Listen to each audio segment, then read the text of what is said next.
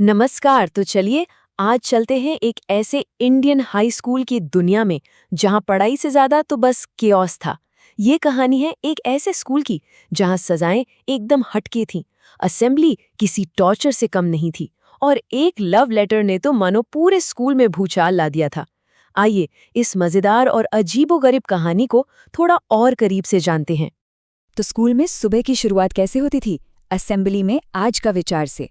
पर रुकिए, ये कोई मोटिवेशनल कोट नहीं होता था। नहीं नहीं, ये तो एक तरीका था उन बच्चों को सबके सामने शर्मिंदा करने का जिनकी फीस जमा नहीं हुई थी।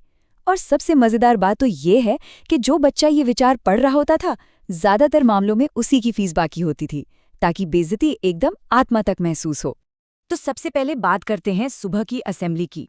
वो जगह जो अनुशासन और अजीबो-गरीब जश्न का एक मैदान हुआ करती थी। मतलब ये स्कूल की एक सोची समझी स्ट्रैटेजी थी। जिन स्टूडेंट्स ने फीस नहीं भरी, उन्हें जानबूझकर सबके सामने खड़ा किया जाता था, ताकि वो अंदर तक अपमानित महसूस करे।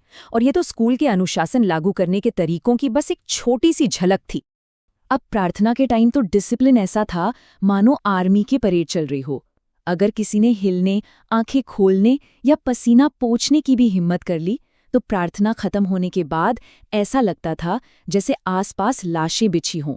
ये स्कूल का एक तरीका था ये दिखाने का कि यहाँ छोटी से छोटी गलती भी बर्दाश्त नहीं की जाएगी।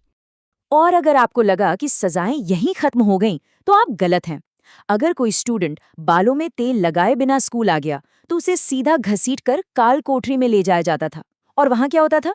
उसके सिर पर 25 लीटर सोयाबीन तेल की पूरी कैन उड़ेल दी जाती थी। सोचिए जरा। तो ऐसे अजीब माहौल में हमारे कहानीकार ने अपना साइड हसल कैसे चलाया? आइए देखते हैं। इस पूरे माहौल के बीच हमारे कहानीकार ने पैसे कमाने का एक बड़ा ही अनोखा तरीका निकाला, स्केचिंग। वो दूसरों के स्केच बनाते थे और रेट एकदम फिक्स था, 100 रुपये पर स्केच। लेकिन उनकी बिजनेस पॉलिसी में एक छोटा सा ट्विस्ट था। लड़कों के लिए तो रेट था 100 रुपये, पर लड़कियों के लिए स्केच बनते थे एकदम फ्री। और यही पॉलिसी उन पर भारी पड़ गई जब उन्होंने अपनी क्रश चमेली का एक फ्री स्केच बनाया और चमेली ने जाके वो स्केच अपने बॉयफ्रेंड राजेश को दिखा दिया। ऐसी ही एक घटना हुई प्रिंसिपल के साथ। उन्हें मजबूर किया गया कि वो प्रिंसिपल का स्केच बनाए, वो भी फ्री में।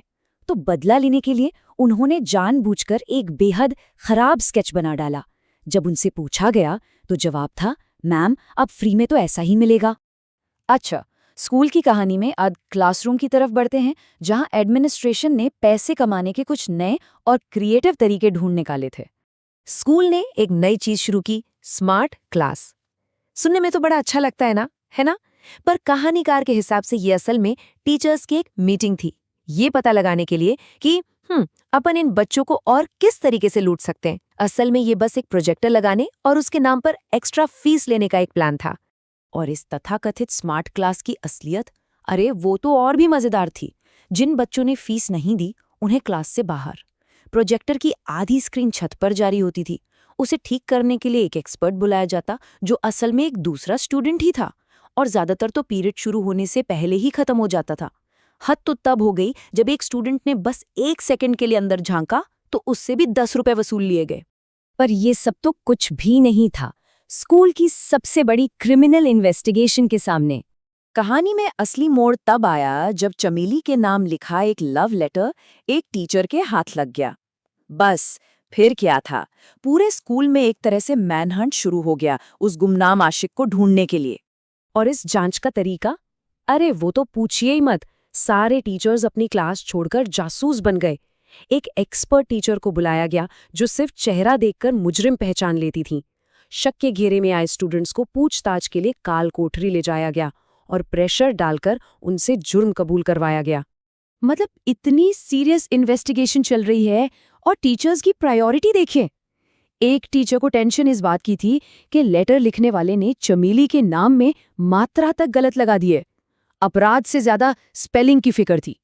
कहानी में ट्विस्ट तब आता है जब चमेली के लिए हमारे नरेटर का जो राइवल था, राजेश, वो उन्हीं पर इल्जाम लगा देता है। अब बेचारे नरेटर बन गए मेन सस्पेक्ट। लेकिन उनके मासूम चेहरे को देखकर टीचर्स को यकीन हो गया कि इसे फंसाया जा रहा है।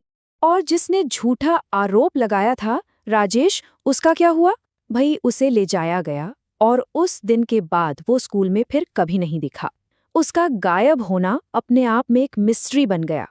तो अब सबसे बड़ा सवाल उठता है, आखिर वो लव लेटर लिखा किसने था?